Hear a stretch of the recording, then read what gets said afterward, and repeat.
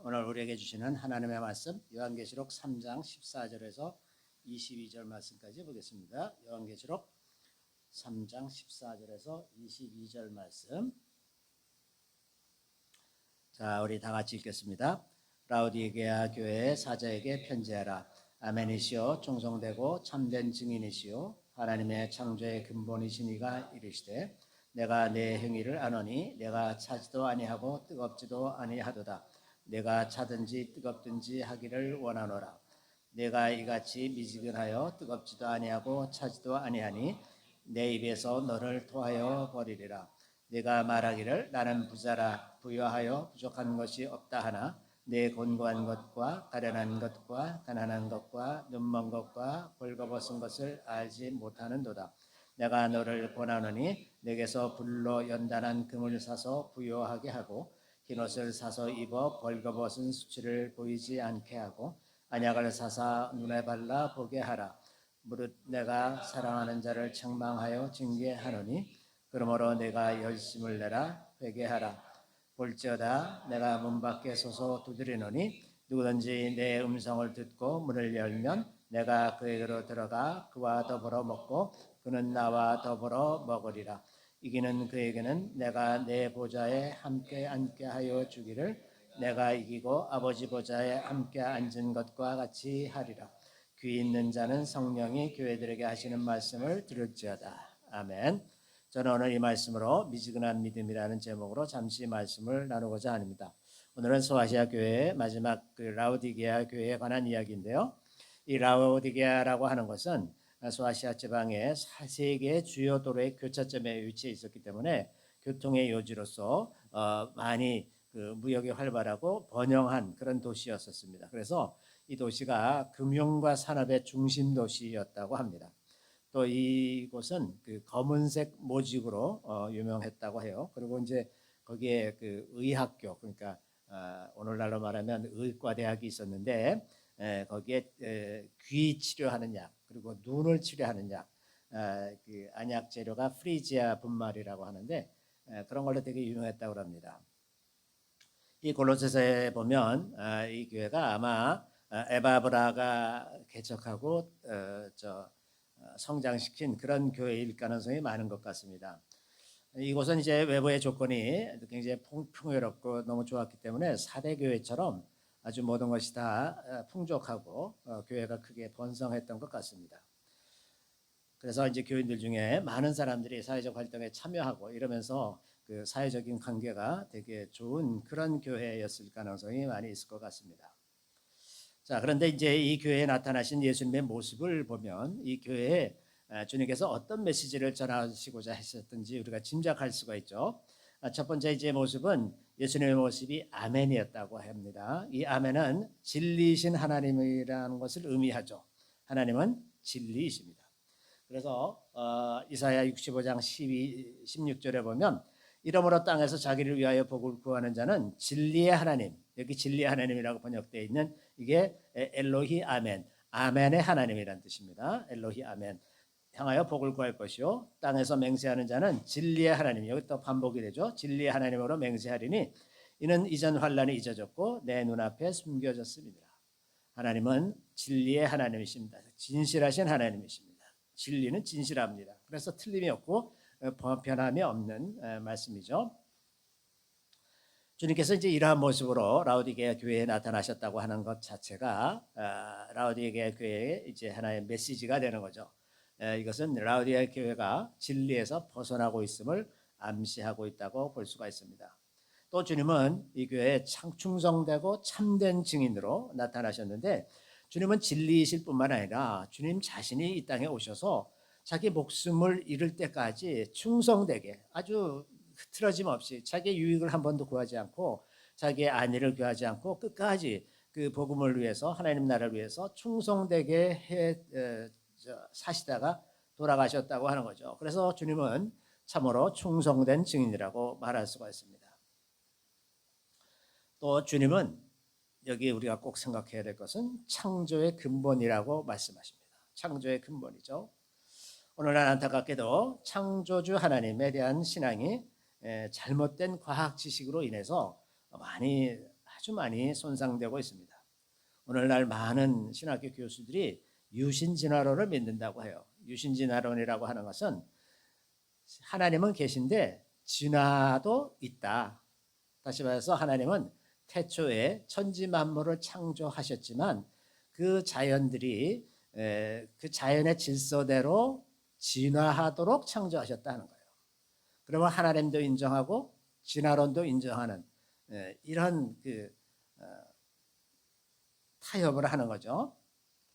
그렇기 때문에 하나님은 맨 처음에 창조하실 때 진화 법칙에 의해서 진화하도록 만드셨기 때문에 더 이상은 하나님은 우리 인생이나 우주에 간섭하지 않으신다 하는 것이 유신진화론의 골자입니다. 자, 그러면 이것이 얼마나 불쾌한 타협인가 하면, 그렇다면 우리가 기도할 필요가 없잖아요. 모든 것이 다 자연의 법칙에 따라서 진화할 것인데 우리가 기도한들 그것이 무슨 의미가 있습니까? 또 좀 더 생각해 보면, 그렇다면 구원이라고 하는 것, 우리가 구원의 방법이라고 생각하는 예수 그리스도를 믿고 죄 사함을 받아서 성령을 받아 성령으로 살다가 이제 하나님 나라에 간다는 이러한 우리 구원에 대한 생각도 진화의 산물일 것이 아니겠습니까? 그렇다면 우리의 진화론은, 우리의 구원론은 어떻게 믿을 수가 있습니까? 그것도 다 진화되는 것이고 변동되는 것이고 사람이 만들어낸 것이라고밖에 할 수가 없는 거죠.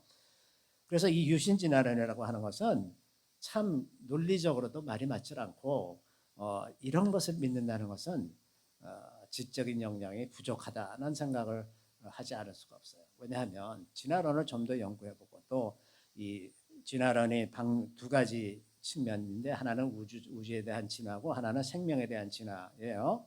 근데 우주에 대한 진화도 우주 창조에 대한 그 물리학자들의 이야기를 쭉 서치하다 보면 결국은 어디에 부닥치냐면 모른다는 겁니다. 모른다. 태초에 우주가 어떻게 생겨났는지 모른다는 거예요. 모른다. 가령 예를 들면 빅뱅 이론이라는 게 있잖아요. 빅뱅 이론도 쭉 추적해 들어가면 맨 최초의 순간 1 곱하기 10의 만에 38승 초 이내 시간, 그 짧은 시간 안에 무슨 일이 일어났는지 모르겠다는 겁니다. 그 이후에는 어떤 공식으로 사건이 전개되는지 계산할 수가 있지만 그전에는 어떤 일이 있었는지 모른다는 거예요. 모른다는 거예요. 생명의 진화에 관한 것도 여태까지 유전자 공학이 그렇게 많이 발달했어도 진화되었다는 증거가 아직도 나온 적이 하나도 없습니다. 그런데도 불구하고 사람들은 다 진화론을 믿기를 좋아하죠. 게다가 심리학 같은 데는 진화 심리학이라 가지고 그 사람의 행동을 진화론적인 관점에서만 이해하려고 하는 사람들이 무지 많습니다. 꼭 굳이 그렇게 할 필요가 뭐 있습니까? 맨 처음부터 그렇게 지어졌다 그러면 되는데 진화돼서 그렇게 됐다라고 꼭 이해를 해야 돼. 왜 그렇습니까? 믿지 않으려는 거죠. 근본적으로 믿지 않으려고 하는 겁니다.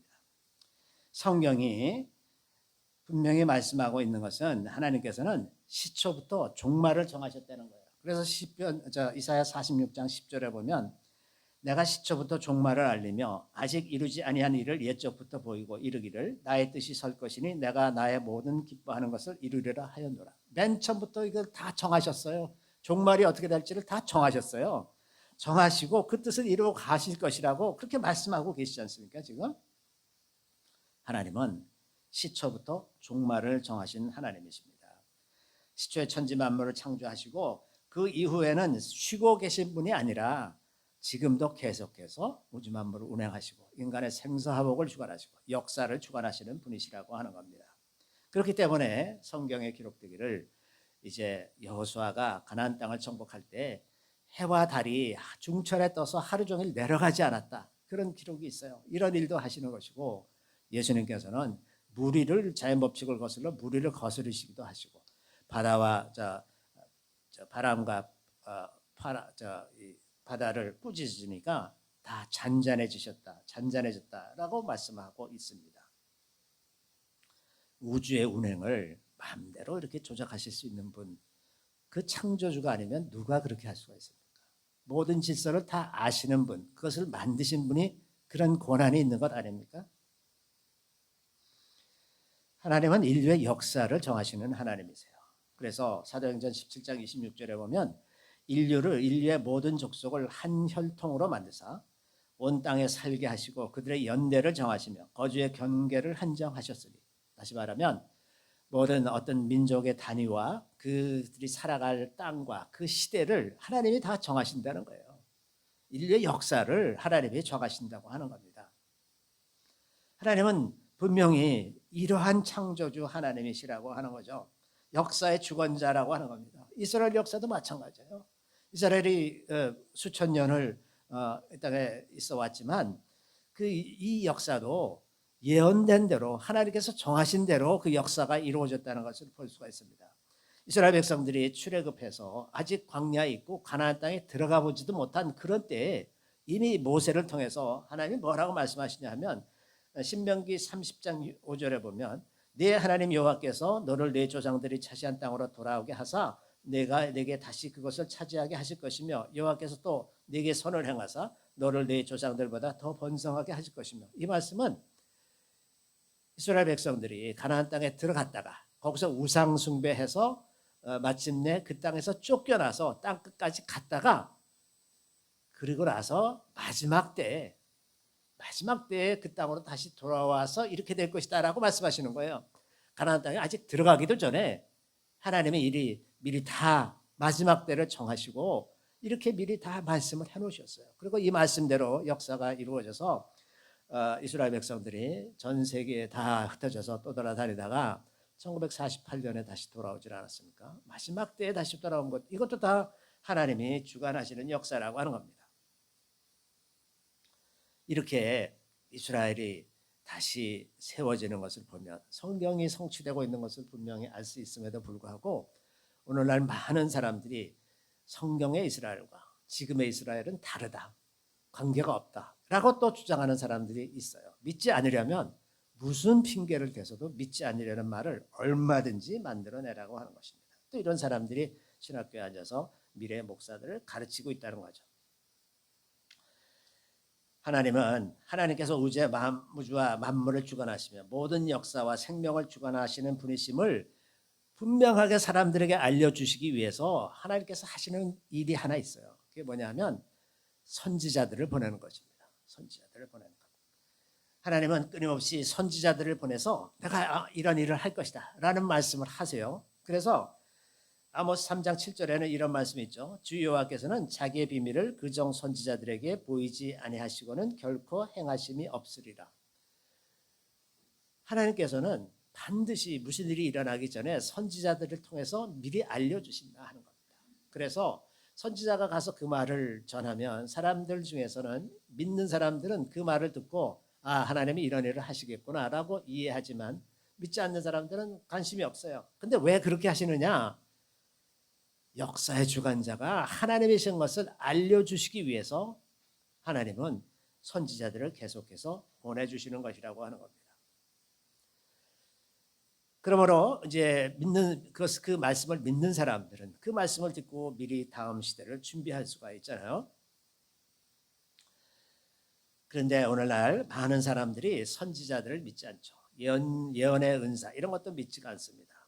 이 사람들이 뭐라고 얘기하냐면 성경은 이미 완성이 되었다. 그래서 더 이상 예언이 필요 없다. 선지자가 필요 없다. 또 오늘날 과학이 많이 발달했기 때문에 예수님 당시처럼 귀신을 쫓아내고 혹은 병을 고치고 이런 일 필요 없다. 의사한테 가면 되지 않냐. 이렇게 얘기를 하는 거예요. 자, 오늘날 성경이 완성됐기 때문에 더 이상 선지자가 필요 없다라고 하는 말은 곰곰이 생각해 보면 아주 모순이 많은 말입니다. 자, 예를 들어 봅시다. 자, 주님께서 모세를 통해서 토라를 주셨어요. 그리고 나서 선지자들이 나타납니다. 그러면 선지자들이 나타낼 당시에 사람들이 인식할 때 성경이 있었습니까? 없었습니까? 있었잖아요. 토라가 있었어요. 오늘날과 같은 신약까지 포함한 성경은 아니지만 분명히 토라가 있었어요. 토라가 있었음에도 불구하고 선지자들을 보내서 이사야, 예레미야 같은 선지자들을 보내서 그 토라의 말씀들을 좀 더 깊이 있게 이해할 수 있도록 설명도 해주시고 또 예언도 하고 앞으로 너희들이 회개하지 않으면 이렇게 될 것이다. 이런 것들을 얘기하고 그러고 나서 지나고 나서 보면 그 말씀대로 다 이루어졌단 말이죠. 그러면 이 이사야나 예레미야 같은 선지자는 말씀이 없었기 때문에 선지자를 보내셨나요? 그렇지 않잖아요. 그런 것처럼 오늘날에도 계속해서 선지자가 필요한 이유는 선지자를 통해서 하나님께서 하시고자 하는 일들을 알려주시기 때문에 그렇습니다. 그러면 그 말씀을 듣고 좀 더 우리 삶에서 구체적으로 어떻게 다음 시대를 대비하고 준비할지를 그렇게 알게 되는 거죠. 그렇기 때문에 성경이 완성되었기 때문에 더 이상 선지자가 필요 없다라고 하는 말은 논리가 맞지가 않는 말이죠. 사도 바울이 그래서 분명히 이야기하기를 교회의 기초는 사도와 선지자라고 말합니다. 너희는 사도들과 선지자들의 터 위에 세우심을 입은 자라. 그리스도 예수께서 친히 모퉁이들이 되셨느니라. 사도와 선지자가 교회의 기초입니다. 그래야 그 시대에서 교회가 어떤 말씀을 듣고 무엇을 해야 하는지를 알 것 아닙니까? 또 무엇을 잘못하고 있는지 알 것 아닙니까? 요즘 우리가 소아시아 7교회에 대해서 하나님께서 굳이 말씀하시는 거, 이 여기 있는 말씀들은 소아시아 7교회에 하신 말씀들은 굳이 이렇게 따로 말씀하지 않아도 다 성경에 있는 내용들이에요. 그렇지 않습니까? 굳이 할 필요가 없어.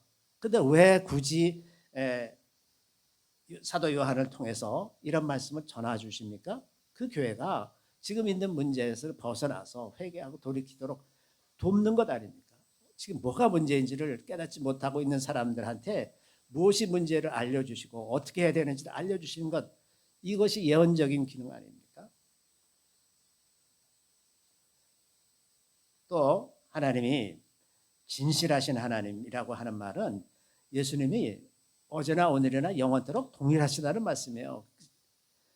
시대에 따라서 말씀이 변하면 어떻게 믿습니까? 그 말을. 그죠? 옛날에 했던 말씀을 오늘날에 적용하려고 그러면 누가 그 말을 그런 말씀을 믿겠습니까? 예전에 했던 말씀이나 지금 했던 말씀이나 동일한 말씀이라야 예수님이 진실한 말라고 말할 수가 있지 않겠어요?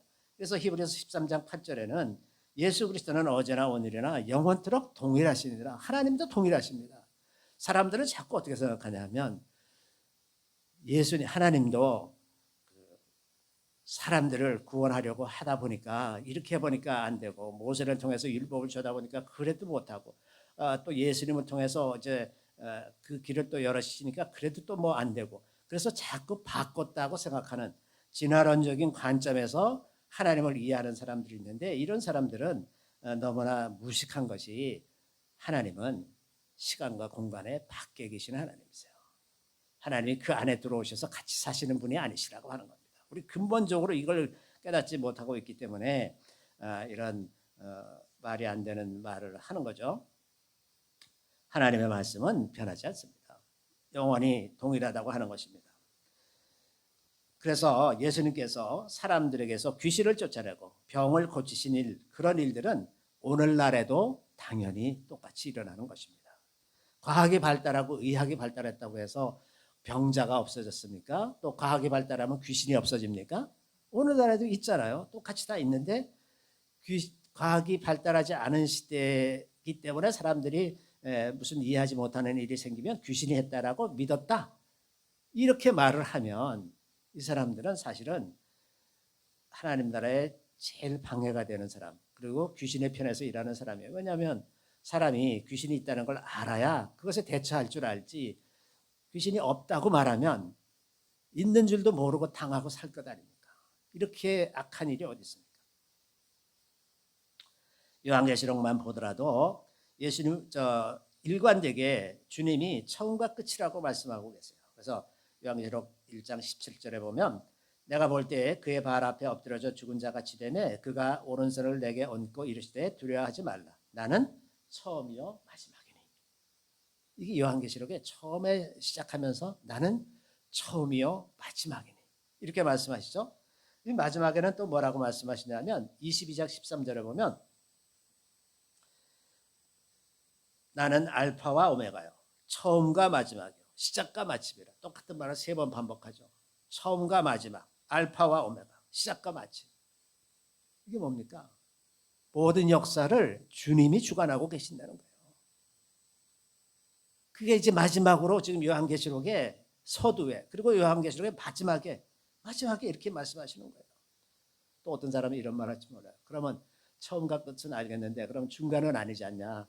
네, 처음에 정하셨으면 끝까지 가는 거죠. 중간에 뭐 다른 것이 끼어들어서 그 과정을 바꾸겠습니까? 그래서 주님은 라우디게아 교회에 창조의 근본이신 분이라고 나타나십니다. 창조의 근본이세요.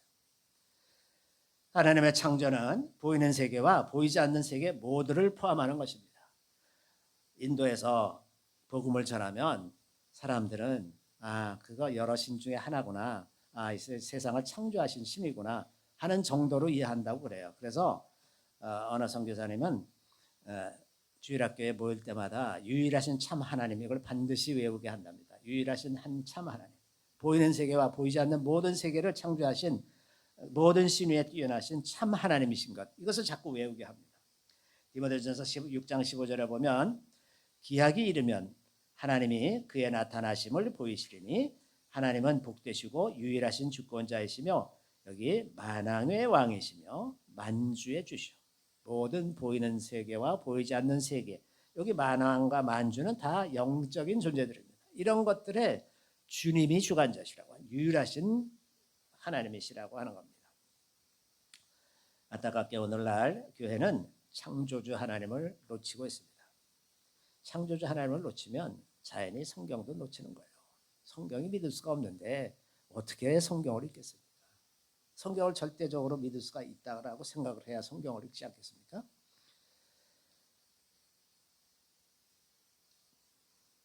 잠깐만 생각을 해봐도 하나님께서 이 보이는 세계와 보이지 않는 모든 세계를 다 창조하시는 분이고 우리를 지옥에 던져넣을 권세를 가지신 분이라는 것을 우리가 정말 믿으면 어떻게 하나님의 말씀을 읽지 않을 수가 있겠습니까? 두려워하지 않을 수가 있겠습니까? 유대인들에게서 제일 부러운 것은 그 하나님을 경외하는 법입니다. 정말 유대인들은 하나님을 경외하죠. 두려워해야 할 그 수준에서 두려워합니다. 오늘날 우리는 별로 하나님을 두려워하지 않죠. 많은 사람들이, 많은 크리스찬들이 하나님을 두려워하지 않습니다. 그런데 성경은 곳곳에서 두려우신 하나님에 대해서 말씀하십니다. 그죠? 하나님을 경외하라고 말씀하십니다. 크리스찬들도 하나님을 두려워하지 않는데 하물며 믿지 않는 사람들이야 무엇이 두렵겠습니까?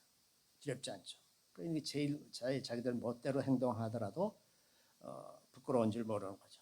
제가 어려서는 그 사회 전반적으로 하나님을 두려워하는 마음이 있었어요. 사람들이. 그래서 제가 어려서 어른들에게서 제가 장남이 돼서 저를 어른들 사이에 많이 끼워주셨던 것 같아요. 지금 다시 생각해 보니까. 그래서 어른들하고 이렇게 얘기하는 걸 들으면서 제가 제일 많이 기억에 남고 많이 들은 얘기가 하늘이 두렵지 않냐 하는 거예요. 하늘이 두렵지 않냐. 그걸 한두 사람이 얘기하는 게 많은 사람들이 그 얘기를 하곤 했었습니다. 그런데 오늘날에는 그런 말을 하는 사람은 없죠.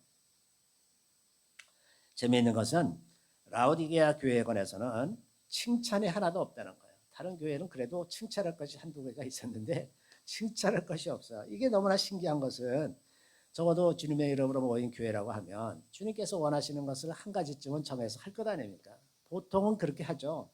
뭐 하나 그 의미 있는 거를 만들어 놓고 그걸 할 것 아닙니까? 그런데 라오디게아 교회는 전혀 그런 걸 하지 않았어요. 그래서 이제 이 경제적으로 번영하는 도시 속에 있는 교회로서 그 물질적으로는 풍성할 것이라고 추측할 수가 있어요. 그래서 부족함이 없는 교회라고 스스로 생각했습니다. 아주 겉보기에 멀쩡한 마치 사대교회가 그랬던 것처럼 이러한 번영 속에서 겉보기에 풍성하고 아름다운 것들이 있었을 것입니다. 그런데 칭찬할 것이 하나도 없어요. 이게 교회입니까? 오늘날 보세요. 여러분. 오늘날 멋진 교회들 많습니다. 오케스트라를 동원해서 아름다운 찬양을 드리고 성가대도 대단한 프로들이 연습을 하고 아주 멋지게 아름다운 그 예배를 드리지만 그게 정말 하나님께서 원하시는 예배인지는 그건 아무도 모르겠어요. 그런 교회가 오늘날도 너무나 많습니다. 자, 근데 놀라운 것은 이겁니다. 19절에 보면 라오디게아 교회를 향해서 주님께서 뭐라 그러시냐 하면 내가 사랑하는 자라고 사랑하는 자. 세상에 이렇게 형편없는 교회인데 하나님이 사랑하는 자다. 사랑한다고 말씀하시는 거예요. 이 참 소망이 없어 보이는 교회인데 어느 뭐로 보나 이게 도대체 교회 같지 않은 교회인데 주님은 사랑한다고 말씀하시는 겁니다. 주님은 참으로 우리를 오래 기다리시는 분이시죠. 요즘 한국교회가 이름이 널리 알려졌던 목사들의 부적절한 말과 행동으로 아주 지탄을 많이 받고 있습니다. 뿐만 아니라 한국의 정치적인 상황이 극히 어려움에도 불구하고 교회가 한마디도 못하고 있는 것, 이런 상태를 두고서 지난주에 미국의 복음주의 연맹이 성명을 발표했어요. 한국 교회야 정신 차려라, 이런 말을 성명을 발표했어요. 이렇게 한국 교회의 무기력과 무능, 이런 것이 이제 세계적인 관심거리가 되었습니다. 하나님은 한국 교회가 회복되기를 간절히 기다리고 계십니다. 저는 개인적으로 한반도의 통일이 오래 지연되고 있는 것, 교회 탓이라고 생각합니다. 교회 때문이에요. 교회 때문에. 그래서 그 결과가 뭡니까? 북한 주민들은 더 많은 세월을 고통 속에서 살아야 하고, 남한의 많은 사람들은 북한으로부터 위협을 느끼면서 살아야 되고, 그래서 교회 무능과 무기력, 그리고 부패, 이런 것은 교회만의 문제가 아니라 결국은 민족의 문제고 국가 존망의 문제입니다. 그렇게 돌이켜보면 절체절명의 위기였던 6.25 때 만약에 미군의 참전이 며칠만 늦어졌으면 이미 한국은 끝났었죠. 바로 그런 때에 미군이 에치슨 라인을 그어서 한국을 방어선에서 이미 다 빼버리기로 결정했었는데, 그 전에 1949년에 빼버리기로 결정했는데 갑자기 그 빼버리기로 결정했기 때문에 소련과 중국이 마음 놓고 침공을 했었는데 갑자기 미국이 마음을 바꿔서 참전했잖아요. 그 참전하게 된 경위를 자세히 찾아보면 미국 선교사들의 굉장한 로비가 있었다고 합니다. 그 짧은 기간에 굉장한 로비를 통해서 당시에 트루먼 대통령이 한국에 참전하기로 결정을 하고, 그때부터 이 상황이 바뀐 거예요. 이 한국의 대한민국의 근대사는 교회를 떠나서는 말할 수가 없습니다. 그런데 오늘날 교회가 너무나 잠들어 있는 것은 너무나 안타까운 일이죠.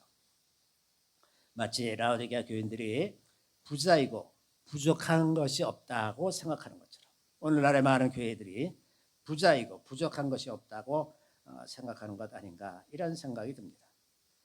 그런데 주님이 보시기에는 이들은 다만 가난하고 곤고하고 눈멀고 벌거벗었다, 이런, 자, 이것을 보면 주님의 시각과 그들의 시각이 전혀 맞지가 않아요. 주님은 얼마나 한심한 존재를 보는데 자기들은 다 괜찮고 부자다. 얼마나 이게 어긋나 있습니까 지금? 그러니까 주님이 보시는 것을 보지 못하고 주님이 아파하는 것을 할지도 모르는 그런 사람들, 마치 나환자처럼 아무 감각도 없고 귀머거리처럼 듣지도 못하고 눈먼 사람처럼 보지도 못하는, 이런 정말 다 죽어가는 그런 존재처럼 되어 있는 것, 이것이 라오디게아 교회이고 오늘날의 교회가 아닌가, 이런 생각이 듭니다. 그런데 이렇게 착각하는 것, 내가 괜찮다, 나는 다 괜찮을 거다라고 착각하는 이런 착각이 예수님 당시에도 주님이 이런 말씀을 하셨잖아요.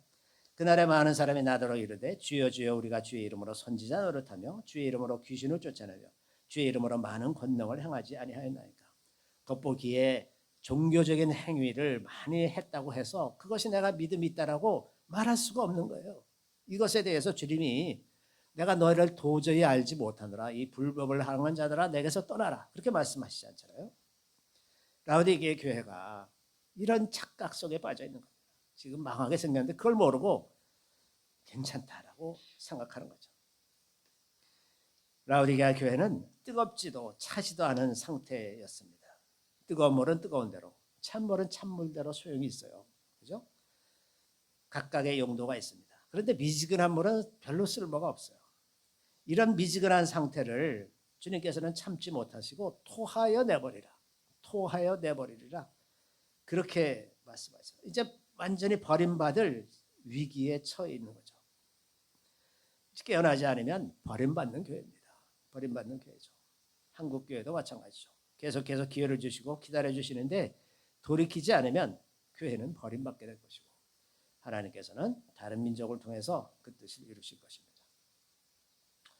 이렇게 미지근한 교회에 주시는 말씀은 열심을 내라는 것입니다. 열심을 내고 회개하라. 여기서 열심으로 번역된 단어가 헬라어가 젤로라는 단어인데 이 단어가 jealous, 시기하다 이런 거잖아요. 근데 이게 jealous의 어원이기도 하고 jealous라는 어원이기도 합니다. jealous는 열심으로.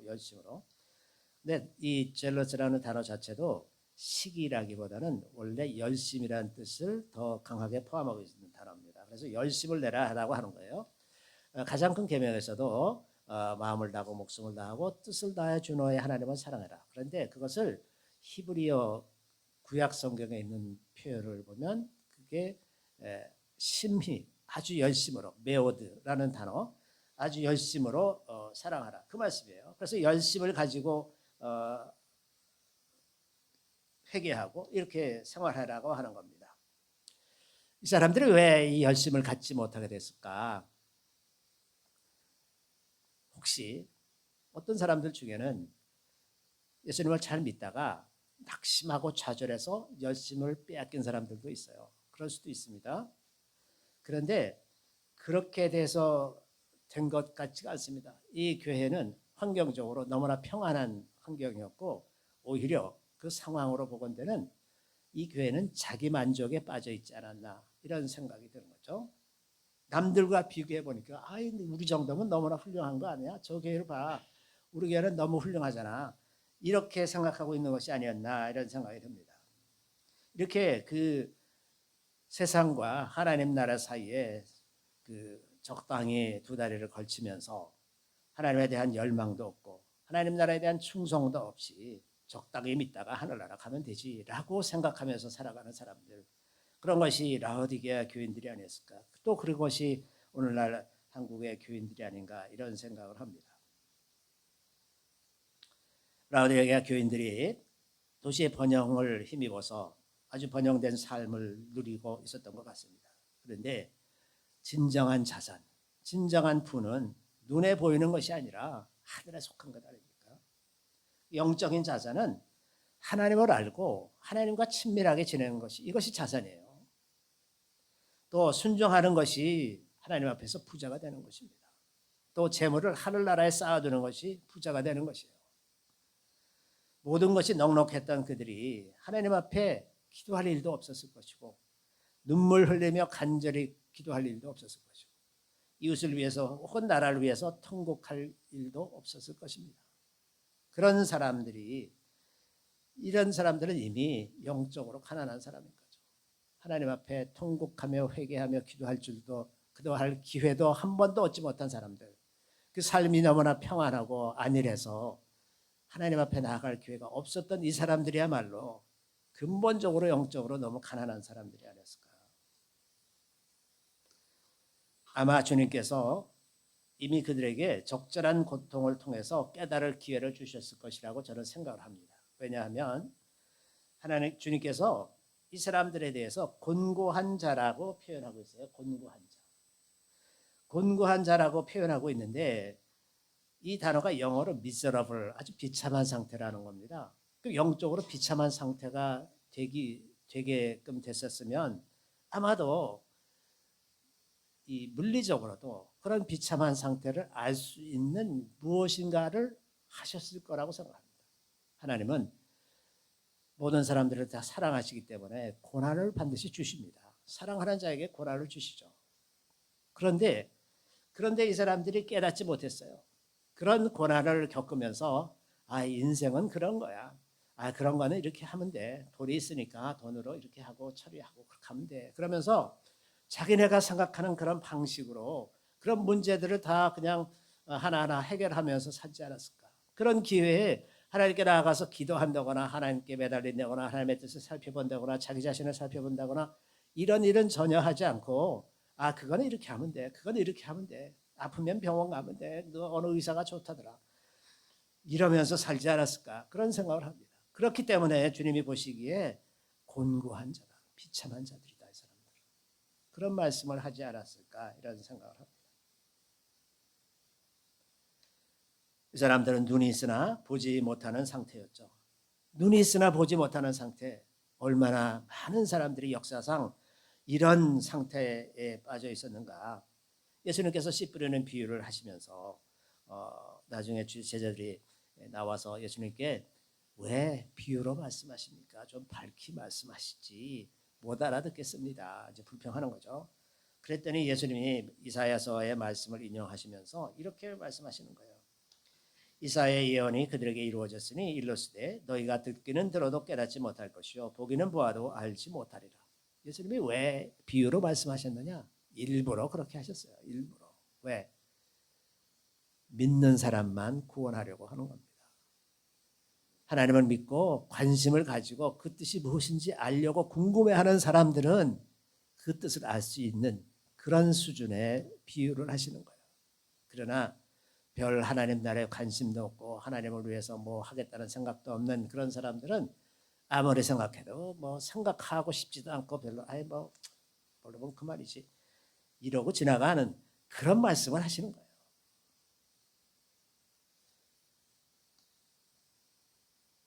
예수님을 향한 아무런 열망도 갈증도 없는 그런 상태, 그런 상태가 이 라오디게아 사람들의 상태이지 않았나 그런 생각이 듭니다. 이 사람들은 아마도 그 내면의 갈증을 느끼지 못하고 살았던 것 같습니다. 내면에 무슨 갈증이 있으면 그것을 외면의 어떤 즐거움이나 쾌락이나 취미나 뭐 이런 것으로 다 대체하고 속에 있는 것을 다 자꾸 감추고 억압하고 그래서 그 자연스럽게 우리 내면부터 올라오는 하나님에 대한 열망을 다 짓누르면서 사는 사람이 아니었을까 이런 생각이 듭니다. 또 이들은 영적으로 벌거벗은 상태라고 말씀하시는데 벌거벗은 상태라는 것은 의의 옷을 입지 못했다는 거죠. 의의 옷은 무엇입니까? 하나님께서 보내주신 예수 그리스도를 믿고 그 죄 사함을 받고 그 예수의 의로 우리가 하나님 앞에 의로운 존재로 드러나는 것. 그것이 우리가 입을 옷이죠. 그게 예수 그리스도의 옷입니다. 예수 그리스도의 옷을 덧입어야만 우리의 죄가 가리워지고 하나님 앞에서 수치를 당하지 않는 존재가 되는 거죠. 그런데 이 벌거벗었어요. 주님 보시기에 이 라오디게아 교인들이 벌거벗은 상태라고 하는 겁니다. 벌거벗은 상태라는 건 뭡니까? 사실은 이 사람들은 아직 예수를 모르는 것이다 하는 겁니다. 교회를 다니는데 예수를 몰라. 예수를 믿지도 않아요. 그래서 의의 옷을 입지 못했기 때문에 벌거벗은 상태로 드러나 있다고 하는 것입니다. 이런 교인들이에요. 이 정말 이 말도 안 되는 교인들인데 주님은 그들을 사랑하신다고 말씀하십니다. 주님은 또 라오디게아 교인들에게 불로 연단한 금을 사라고 말씀하셨어요. 불로 연단한 금이라는 게 뭡니까? 불로 연단해서 순금을 만들잖아요. 온도 차이를 이용해서 순금을 만들어냅니다. 근데 금을 가질 때 순금을 가지라는 거죠. 우리 인생도 불로 연단을 해야 조금 정결해집니다. 그렇죠? 고난이 없으면 우리는 스스로를 정결하게 할 수가 없어요.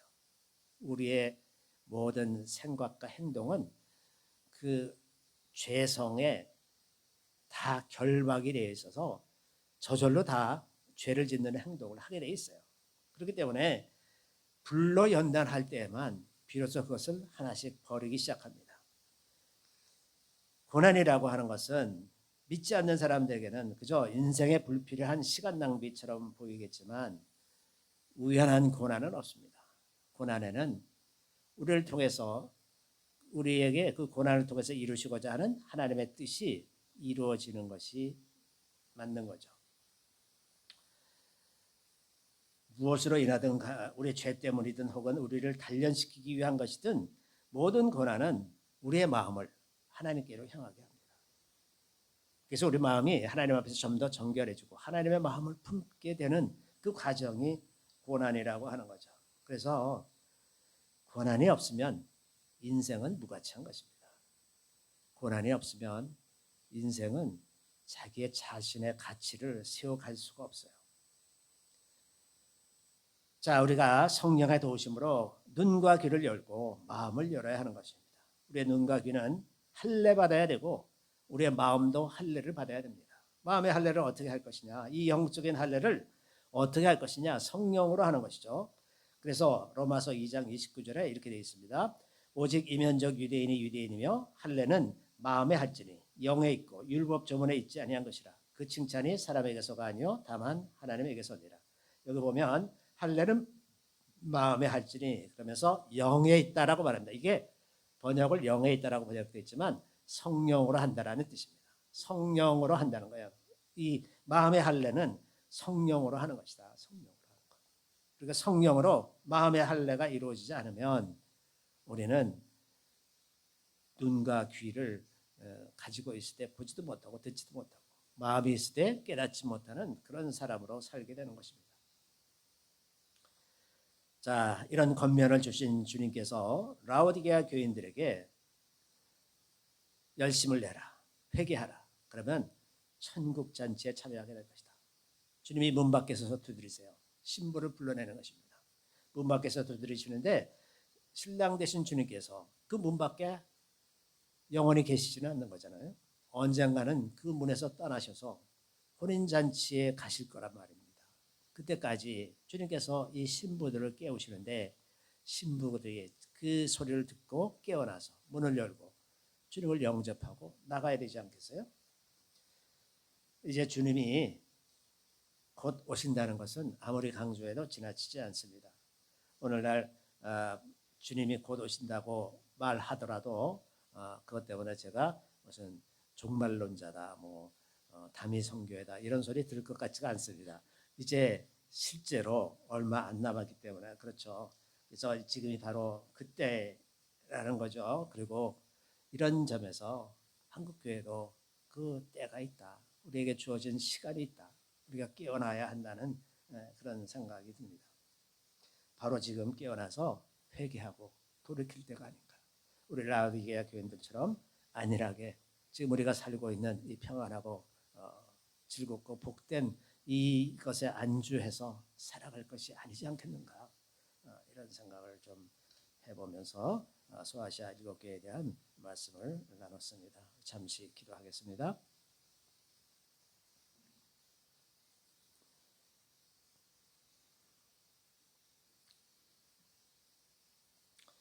주님 감사합니다.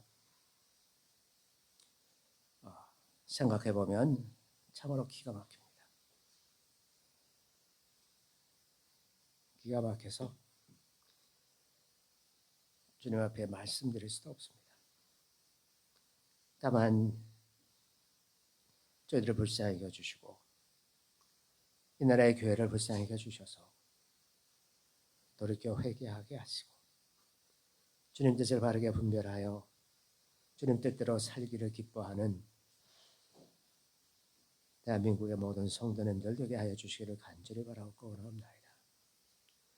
주님을 사모하는 모든 이들에게 전 세계에 있는 모든 주의 백성들에게 회개의 영을 부어주셔서 다시 오실 주님을 준비하게 하시고 그들 가운데 이제 영원한 소망을 두고 지혜롭고 담대하게 이 마지막 때를 살아갈 수 있도록 도와주시기를 우리 구주 예수 그리스도 이름으로 감사하며 기도드리옵나이다. 아멘.